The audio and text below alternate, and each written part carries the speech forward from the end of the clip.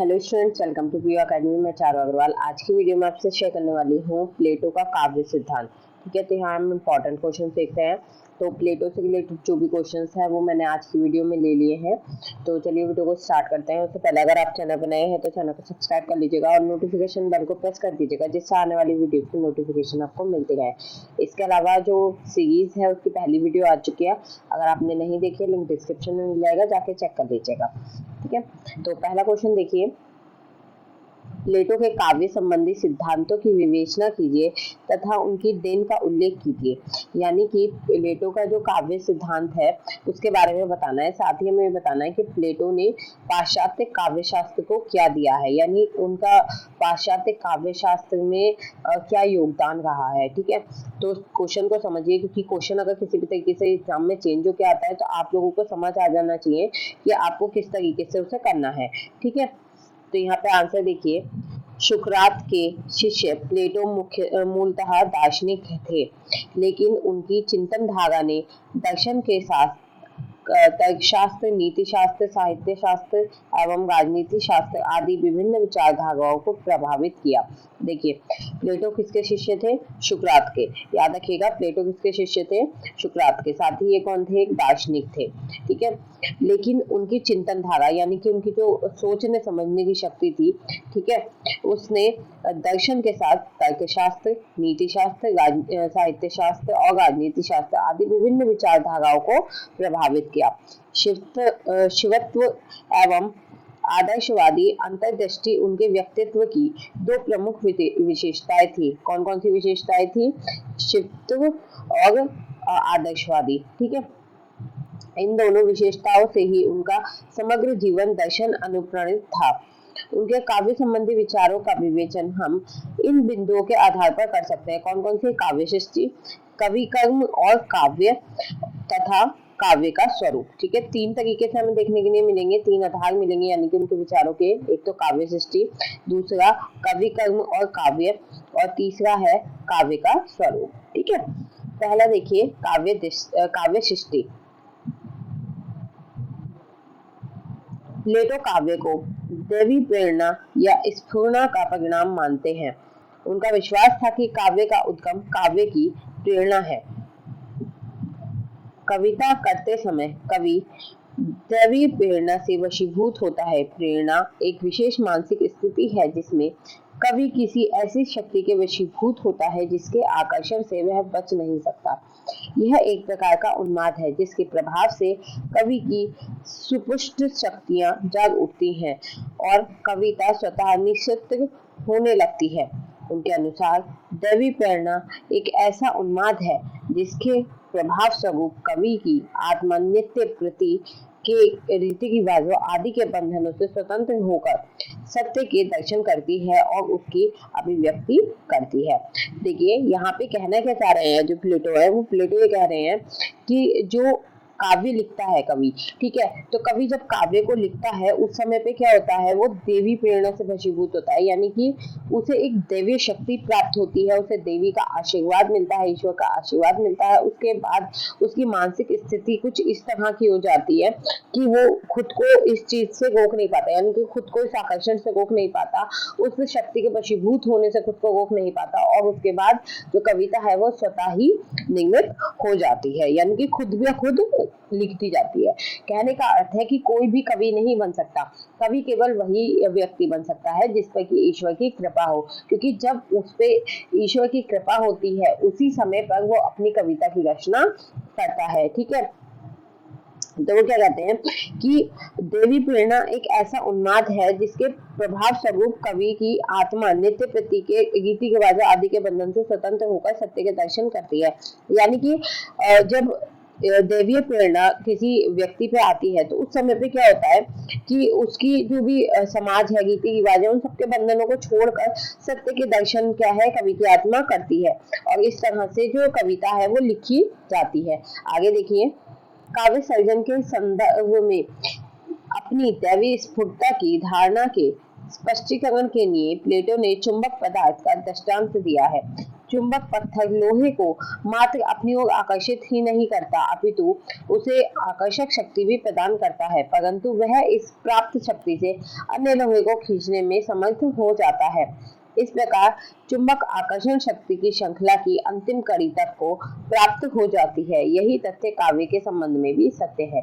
देखिए यहाँ पर जो काव्य के लिए उदाहरण है वो किससे देते हैं, चुंबक पत्थर और लोहे से जो कवि है वो उदाहरण देते हैं। कहने का मतलब है आप एक चुंबक लीजिए, ठीक है, चुंबक का जो पत्थर होता है वो लीजिए और उस पर लोहे को चिपकाइए, ठीक है, लोहे को उसने अपनी ओर आकर्षित किया, ठीक है, लेकिन उस लोहे को भी ऐसी शक्ति प्राप्त हो गई कि वो अन्य लोहे को अपनी ओर खींच सकता है। कहने का अर्थ है आप एक चुंबक लीजिए, चुंबक पे कोई लोहा चिपकाइए, ठीक है, आप उस लोहे के पीछे भी अगर लोहे को चिपकाएंगे तो वो चिपक जाएगा, ठीक है। एक ही चुंबक से 2 या 3 लोहे चिपक सकते हैं। तो कैसे चिपक सकते हैं वो, क्योंकि वो जो चुंबक शक्ति है उसने उस लोहे को भी इस तरह से वो शक्ति दे दी कि वो भी क्या है, लोहे को अपने ओर आकर्षित कर सकता है, चिपका सकता है, ठीक है।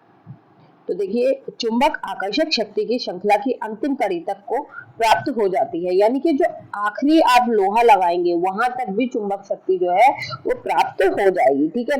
तो इसी तथ्य को क्या है काव्य से जोड़कर प्लेटो ने बताया है।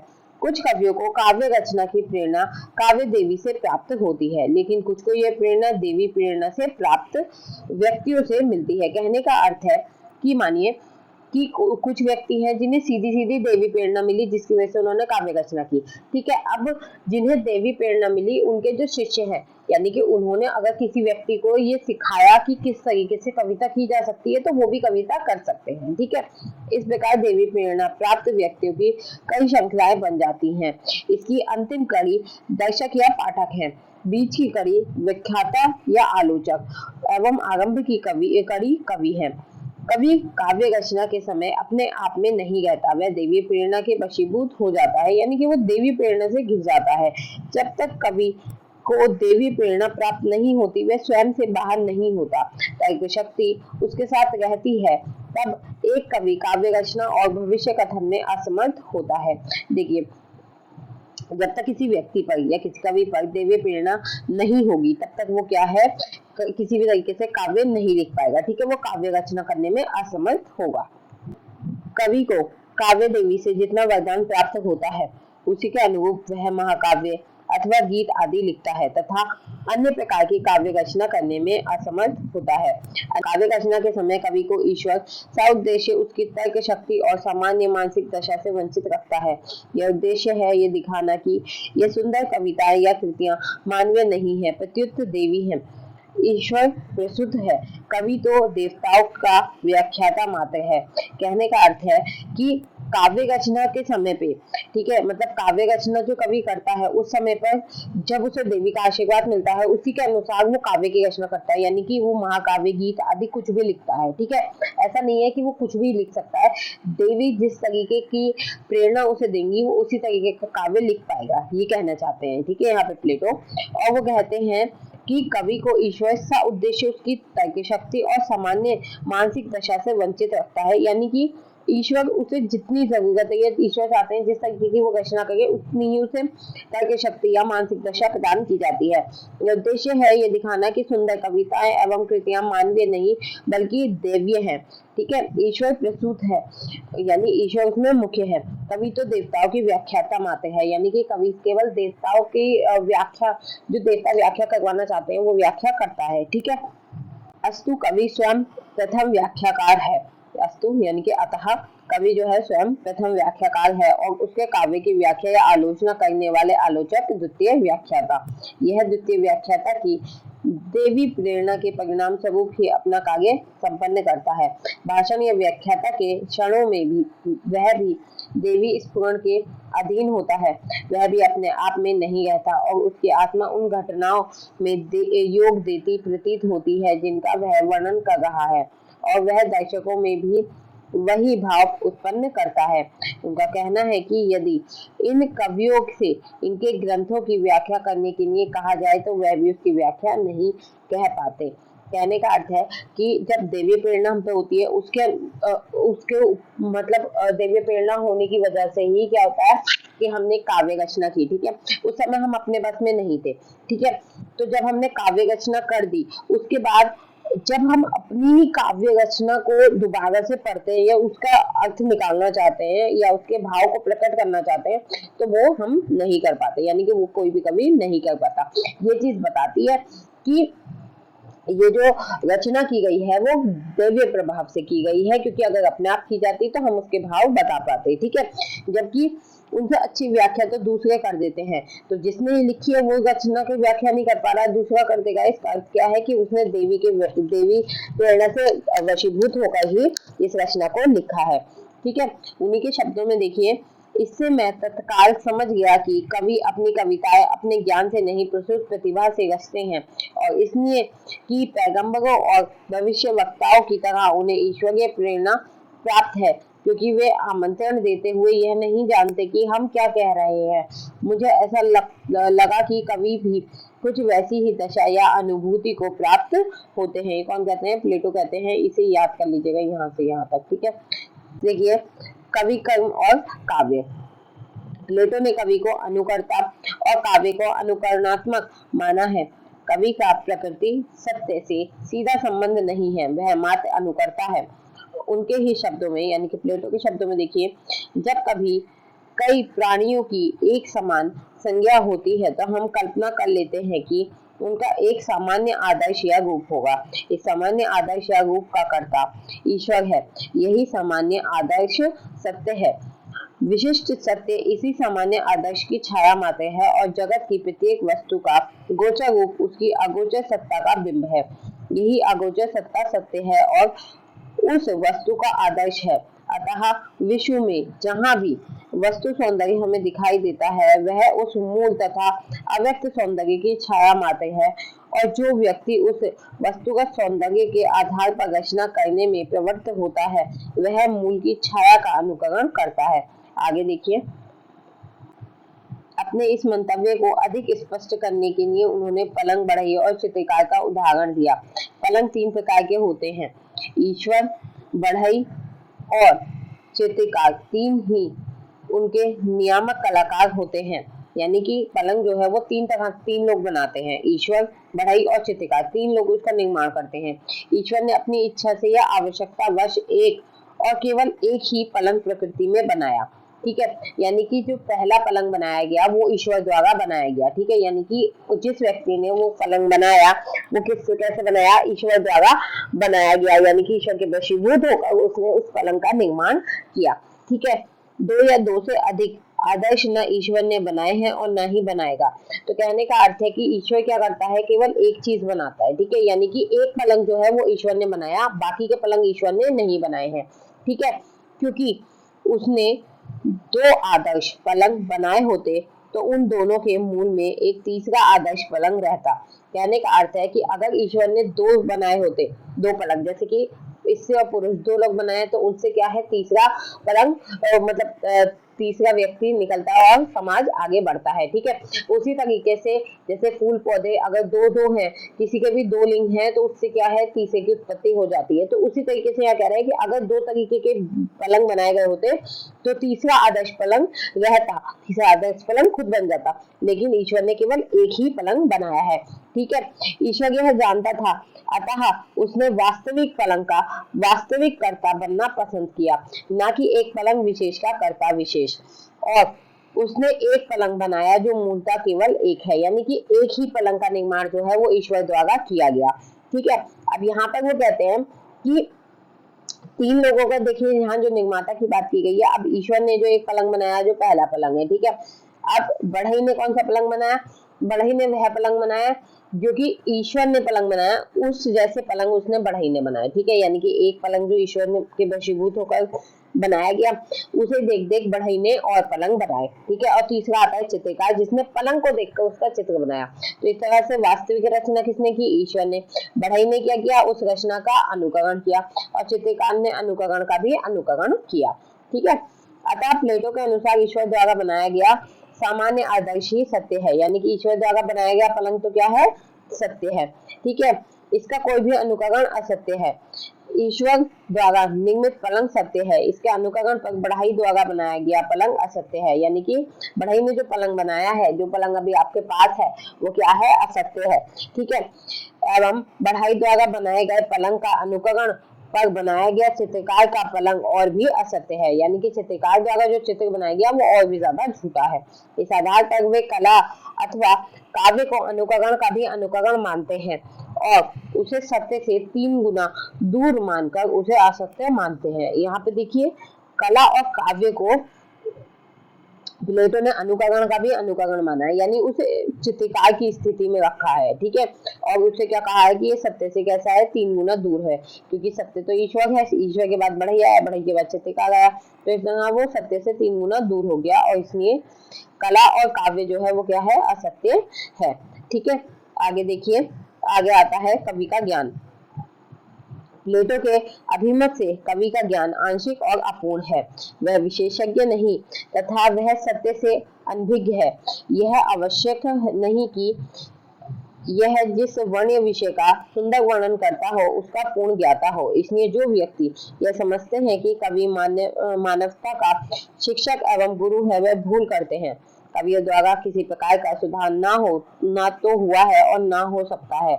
अपनी इस विचारों की पुष्टि में वे बताते हैं कि किसी कला कौशल से प्रयोक्ता, निर्माता और अनुकर्ता 3 व्यक्ति संबंधित रहते हैं। आगे देखिए, प्रयोक्ता वह है जिसे किसी वस्तु का ठीक ठीक ज्ञात रहता है और वह निर्माता को उसके विषय में ठीक ठीक बता सकता है। प्रयोक्ता के संपर्क में होने के कारण निर्माता को भी इस विषय में अच्छे बुरे का ज्ञान हो जाता है, किंतु अनुकर्ता ना तो उस वस्तु के प्रयोग से अच्छाई बुराई जानता है और ना उसके लिए विवश ही किया जाता है कि वह प्रयोक्ता के संपर्क में आए और प्रयोक्ता के निर्देशों के अनुसार चित्रण करे। अतः वह प्रत्येक वस्तु की अच्छाई बुराई जाने बिना ही उसका अनुकरण करेगा। वह उस वस्तु का अनुकरण करेगा जो अज्ञान से में जनता को सुंदर दिखाई पड़ती है और वह वास्तव में अच्छी नहीं है। अतः कवियों की बहुत सी रचनाएं असत्य, अनुपयुक्त और अहितकर है। देखिए, यहाँ पे जो प्लेटो है वो क्या कहते हैं कि कोई भी वस्तु है, ठीक है, उसमें अच्छाई बुराई दोनों ही चीजें मिलती हैं। ठीक है। लेकिन जो रचना की जाती है, ठीक है, उसमें क्या है, क्योंकि जो ईश्वर है उसके वशीभूत होकर जब रचना की गई है तो उसकी कोई अच्छाई बुराई जाने बिना ही क्या होता है, उसका अनुकरण कर दिया जाता है। देखिए, यहाँ पे प्रयोक्ता की बात की गई है। प्रयोक्ता वो होता है जिसे किसी वस्तु का ठीक ठीक ज्ञान होता है, वो निर्माता को उसके विषय में ठीक ठीक बता सकता है। ठीक है। अब प्रयोक्ता के संपर्क में होने पर निर्माता को भी इस विषय में अच्छे बुरे का ज्ञान हो जाता है। जैसे कि यहाँ पे मानिए मैंने आपको कुछ बताया, ठीक है, और आपने उसके अनुसार उसका निर्माण कर दिया उस चीज का। ठीक है, मैंने आपको कुछ सिखाया, आपने उसके अकॉर्डिंग वो चीज बना दी। ठीक है, तो आपको भी उसका अच्छाई बुराई का पता चल गया। किंतु अनुकर्ता ना तो उस वस्तु के प्रयोग से उसके अच्छाई बुराई को जानता है और ना उसके लिए विवश ही किया जाता है कि वो प्रयोक्ता के संपर्क में आए। कहने का मतलब है, मैंने आपको कोई चीज बताई, ठीक है, आपने वो चीज बना दी, अब आपने यूज करने के लिए किसी और को दे दी, अब वो उसे खोल खाल के देख रहा है कि क्या है, कैसे बनी है, ठीक है, और उसका यूज कर रहा है। ठीक है, तो वो क्या है कि वो इसकी अच्छाई बुराई को कुछ नहीं जानता, वो केवल अनुकरण उसका कर रहा है। ठीक है, उसकी अच्छाई को उसकी बुराई को किसी भी चीज को जाने बिना क्या कर रहा है, वो अनुकरण कर रहा है। तो इसी चीज को हम जब काव्य से जोड़ते हैं तो कहते हैं कि कवियों की जो इस तरीके की रचनाएं हैं उसमें काफी ज्यादा असत्य, अनुपयुक्त, यानी कि बहुत सी ऐसी चीजें जो हमारे लिए उपयोगी नहीं है और अहितकर ये है। ठीक है, आगे देखिए, काव्य पर आक्षेप। आचार्य प्लेटो ने अपने चिंतन के परिणाम स्वरूप काव्य पर 3 आक्षेप लगाए। ठीक है, पहला है काव्य असत्य, यानी कि काव्य को असत्य माना। प्लेटो ने अपने युग के तथा अपने पूर्व की काव्य रचनाओं को पढ़ा था, यानी कि अपने युग में जो काव्य रचना लिखे गए उनसे पहले जो लिखी गई उन्हें पढ़ा। इनके अध्ययन के आधार पर वे इस परिणाम पर पहुंचे कि जीवन के व्यवहारिक क्षेत्र में जो कुछ वांछनीय या उदात्त माना जाता है, काव्य में उसका अभाव है। यानी व्यवहारिक क्षेत्र में जो भी चीजें होती है ना, उसका क्या है, काव्य में हमें अभाव देखने के लिए मिलता है, यानी कमी देखने के लिए मिलती है।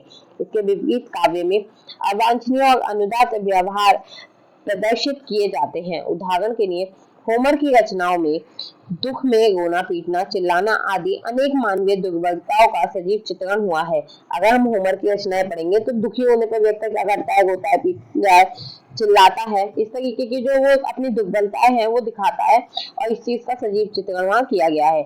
लेकिन वास्तव में अपने दुखों को दूसरों पर प्रकट करना शुद्धता और उपहासप्रद है। अतः काव्य का सत्य वास्तविक सत्य नहीं है। अब देखिए, जब असल में आप दुखी होते हैं तो जरूरी तो नहीं है आप चीखते चिल्लाते हैं, ठीक है, रोना पीटना करते हैं, ये क्या एक उपहास के पात्र बन जाएंगे ऐसे तो आप, ठीक है।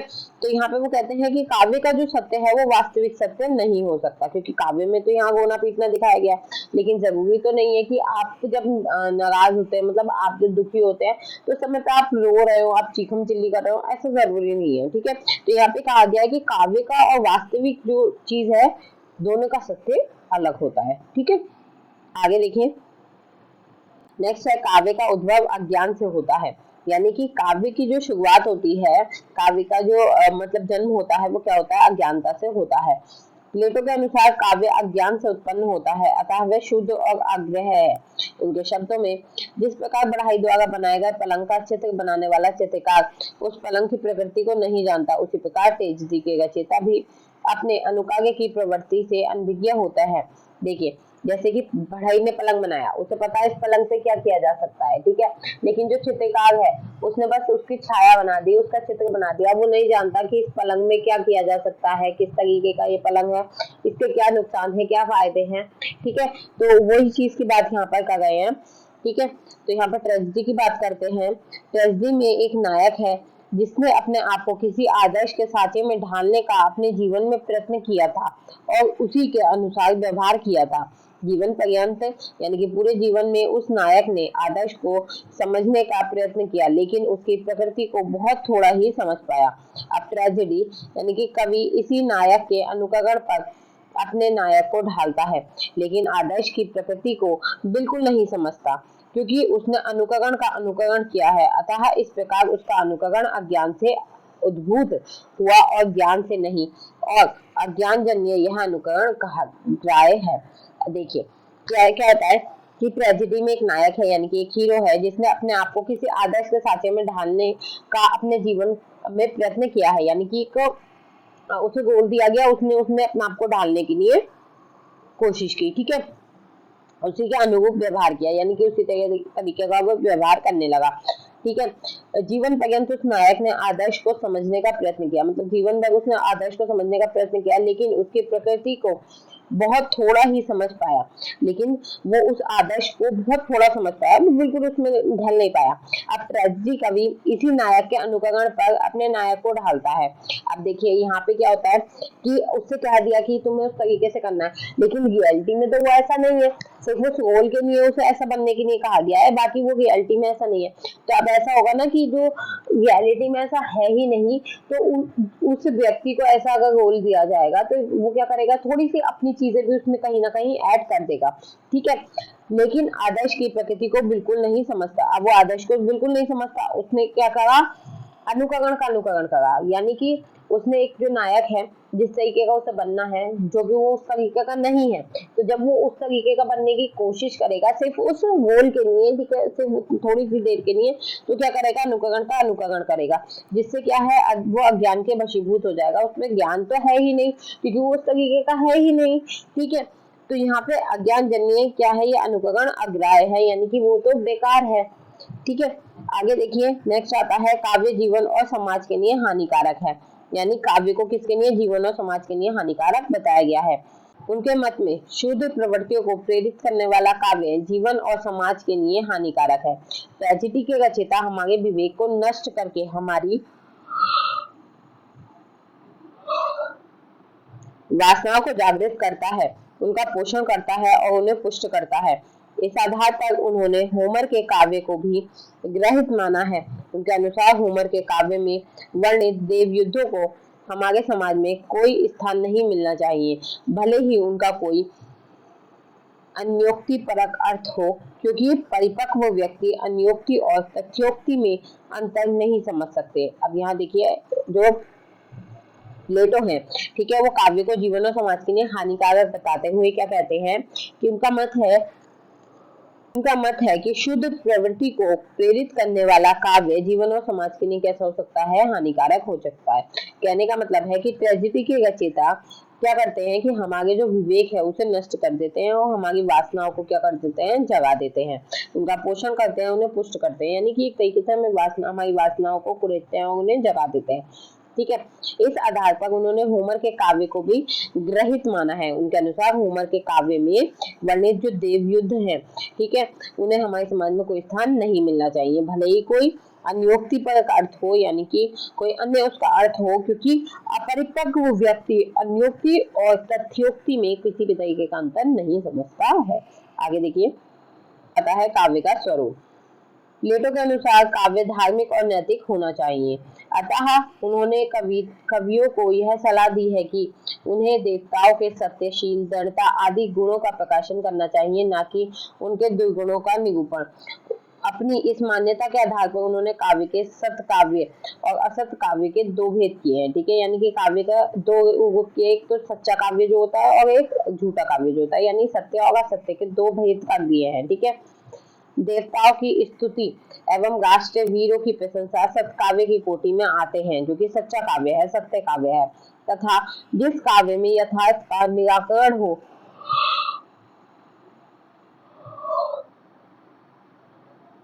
और उसमें दंत कथाएं हो, वह असत काव्य की कोटि में आता है। उन्होंने काव्य में कल्पना और फैंसी को अनुचित माना है कि उसके आधार पर कवि झूठे और अयथार्थ बिंब एवं चित्र उपस्थित करता है, जो आत्मा को परिकृष्ट और उद्दांत नहीं बना सकते। अतः उनके सत्काव्य में भावुकता और कल्पना को कोई स्थान नहीं है। ठीक है, इनको कोई स्थान, सत्काव्य में भावुकता और कल्पना को कोई स्थान नहीं दिया गया है। ठीक है, उनके अनुसार काव्य को सरलता का अनुसरण करते हुए न्याय का प्रतिस्थापन करना चाहिए।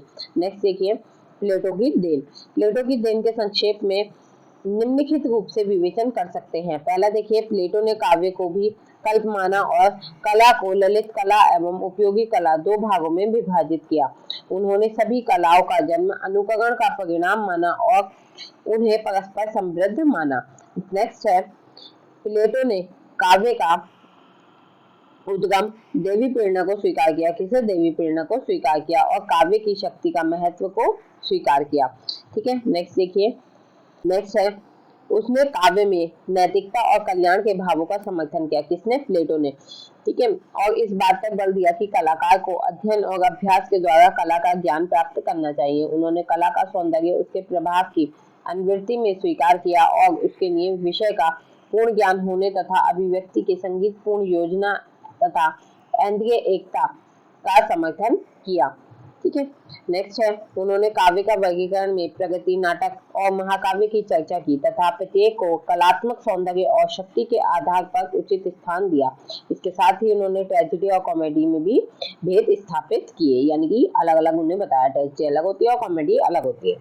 नेक्स्ट देखिए, प्लेटो से पहले ये माना जाता था कि अलग अलग काव्य रूपों की रचना के लिए अलग अलग शक्ति की आवश्यकता होती है, क्योंकि प्रत्येक की प्रेरणा के स्रोत अलग होते हैं। लेकिन प्लेटो ने बताया कि ये विभिन्न शक्तियां मूलतः एक हैं और कवि शक्ति अविभेद होती है। अतः जो कवि ट्रेजेडी की रचना कर सकता है वही कॉमेडी की रचना भी कर सकता है। नेक्स्ट देखिए, प्लेटो के अनुसार काव्य का उद्देश्य केवल आनंद की अनुभूति करना ही नहीं है, अपितु उसका उद्देश्य मानव चरित्र को प्रभावित करना, अच्छा बनाना और उसके उचित गुणों का विकास करना है। देखिए, यानी कि वो कहते हैं कि ऐसा नहीं है कि काव्य को पढ़े और आपको आनंद की प्राप्ति हो जाए और बस काव्य का काम खत्म हो गया, ऐसा नहीं है। उसका उद्देश्य क्या होता है? मानव के चरित्र को प्रभावित करना, यानी कि आपके चरित्र का विकास करना, आपको अच्छा बनाना और आपके गुणों का विकास करना भी क्या है? काव्य का ही काम है। ठीक है, आगे देखिए, नेक्स्ट है, प्लेटो के समय वाग्विधता का अर्थ भाषा के ऊपरी चमत्कार या शब्द जाल से माना जाता था और कला अथवा विषय के गहन ज्ञान को आवश्यक नहीं माना जाता था। लेकिन उन्होंने विदग्धता का अर्थ शब्दों की जादूगरी के परिणाम स्वरूप आत्मिक चमत्कार माना और उसके लिए कला अथवा विषय का गहन ज्ञान आवश्यक माना। नेक्स्ट देखिए, उन्होंने शैली और भाषा की समस्या को उठाया। शैली मनुष्य का व्यक्तित्व है कि बात उन्होंने ही कही। उन्होंने कवि के लिए वर्ण गुणों की पहचान को आवश्यक माना, क्योंकि कवि के द्वारा वांछनीय प्रभाव उत्पन्न करना तभी संभव है। नेक्स्ट क्वेश्चन देखिए हम, प्लेटो के अनुसार काव्य सर्जन क्या है? अब बताइए यहाँ पे काव्य सर्जन क्या है। प्लेटो के अनुसार काव्य सर्जन एक प्रकार से ईश्वरीय उन्माद का परिणाम है, यानी कि ईश्वर द्वारा जो हमारे उन्माद क्या है कि उन्माद का मतलब हो गया कि एक तरीके से ईश्वर द्वारा डाली गई भावना जो है उसका ही परिणाम है। सैटिस में सुकरात के मुंह से प्लेटो कहलवाते हैं, तीसरे प्रकार का उन्माद उनका है जो काव्य देवी से अविष्ट होते हैं। काव्य देवी कोमल और निर्मल आत्मा को अपने अधिकार में लेकर और उसमें उन्माद जगाकर प्रगीत और अन्य कविताओं को उत्पन्न करती हैं, किंतु जो अपनी आत्मा में काव्य देवी के उन्माद के बिना दरवाजे पर आता है और सोचता है कि कला की सहायता से मंदिर में प्रवेश पा लेगा, तो मैं कह देता हूँ कि उसका और उसकी कविता का मंदिर में प्रवेश नहीं हो सकता। जब कोई स्वस्थ चित्त व्यक्ति उन्मत्त से प्रतिद्वंदिता करता है तो कहीं का नहीं रहता, हवा में उड़ जाता है। कहने का मतलब है कि अगर आप सोचें कि बिना दैवीय शक्ति के आप काव्य रचना कर सकते हैं तो ऐसा नहीं हो सकता है। ठीक है, ये छोटे शब्दों में मैंने यहाँ पे आपको बता दिया जिसके लिए इतने भारी शब्दों का प्रयोग किया गया है। इस उदाहरण का निष्कर्ष यह है कि हमने जो कोटेशन पढ़ी उसका क्या निष्कर्ष निकाला, ये क्यों कहा गया है। पहला देखिए, कवि उन्मत्त व्यक्ति है, यह काव्य द्वारा अंतः प्रेरित तथा अविष्ट होकर रचना करता है। नेक्स्ट है, कवि की रचना कला के नियमों का नहीं बल्कि ईश्वरीय प्रेरणा का अनुवर्तन करती है। कवि में तब तक कोई नवीन उन्मेय नहीं हो सकता जब तक अंतः प्रेरणा न जगे। दूसरे शब्दों में कहें कि काव्य सर्जन के लिए सचेत कलात्मक प्रयास आवश्यक नहीं है। नेक्स्ट है, अंतः प्रेरणा की अवस्था में कवि ज्ञान शून्य और आत्मविस्मृत रहता है। नेक्स्ट, काव्य देवी किसी कवि से जिस विद्या की रचना कराती हैं उसमें कवि का कोई वश नहीं चलता। इसका अभिप्राय यह है कि विद्या का चयन भी कवि के अधिकार में नहीं है, कवि की विद्या का निर्धारण काव्य देवी करती है। नेक्स्ट, कवि केवल माध्यम है, वास्तविक रचयिता या गायक स्वयं ईश्वर है, यानी कि जो कवि होता है वो केवल माध्यम होता है जो लिखता है। ठीक है, वास्तविक रचयिता जो होता है या गायक जो होता है वो कौन होता है? ईश्वर होता है। ठीक है, नेक्स्ट क्वेश्चन है, प्लेटो ने काव्य के कितने भेद किए हैं? ठीक है, संक्षिप्त विवेचन कीजिए। आंसर देखिए, प्लेटो ने काव्य के 3 प्रमुख भेद किए हैं। पहला देखिए अनुकरण, प्रहसन या दुखांत, दूसरा वर्णात्मक डिस्क्रिप्टिव और तीसरा मिश्र यानी महाकाव्य, जिसमें क्या आते हैं होमर के इलियड और ओडेसी को लिया जाता है। यूनान में ये 3 भेद प्रचलित थे। प्लेटो ने इनका निर्देश मात्र किया है, अब इन्हें सिर्फ निर्देश मात्र किया है, यानी कि इन पे काम किया है सिर्फ। ठीक है, प्लेटो के अनुसार प्रगीत के 3 अंग है, किसके? प्रगीत के यानी कि वर्णात्मक के। शब्द, माधुर्य और लय, इसमें माधुर्य और लय शब्द पर आश्रित रहते हैं। यद्यपि माधुर्य और लय का उल्लेख प्लेटो ने प्रगीत के संदर्भ में किया है, किंतु यह काव्य के गुण है और इनकी स्थिति काव्य के तीनों भेदों में इष्ट है। प्रगीत का रूप चूंकि छोटा होता है इसलिए उसमें माधुर्य का प्राधान्य अपेक्षित है, अन्यथा काव्य के उत्कर्ष के यह दोनों अभिन्न धर्म है।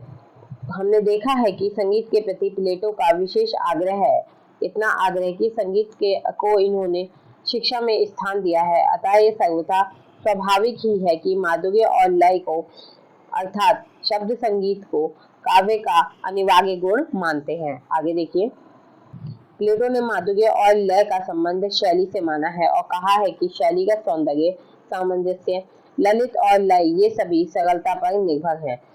प्लेटो की दृष्टि में यह सरलता नहीं है जो प्रकारांतर से मूर्ता कही जा सकती है। सच्ची सरलता वह है जिसका संबंध चरित्र से है, साथ ही समुचित एवं श्रेष्ठ रूप में व्यवस्थित मन से है। वे गुण काव्य के लिए ही नहीं अपितु सृजनात्मक तथा रचनात्मक कलाओं, बुनाई, फुलकारी, सत्यापन आदि के लिए भी अत्यंत उपयोगी है। ठीक है, इसी के साथ यहाँ पर आपकी वीडियो कंप्लीट होती है। आई होप वीडियो आपको पसंद आई होगी। वीडियो पसंद आई हो तो लाइक कीजिएगा, शेयर कीजिएगा अपने दोस्तों के साथ ही चैनल को सब्सक्राइब करना ना भूलें। और अगर आपने अभी तक हमारे टेलीग्राम चैनल को ज्वाइन नहीं किया है तो टेलीग्राम चैनल को ज्वाइन कर दीजिएगा, लिंक आपको डिस्क्रिप्शन में मिल जाएगा। तो मिलते हैं नेक्स्ट वीडियो में नेक्स्ट टॉपिक के संग, तब तक के लिए बाय, थैंक्स फॉर वॉचिंग।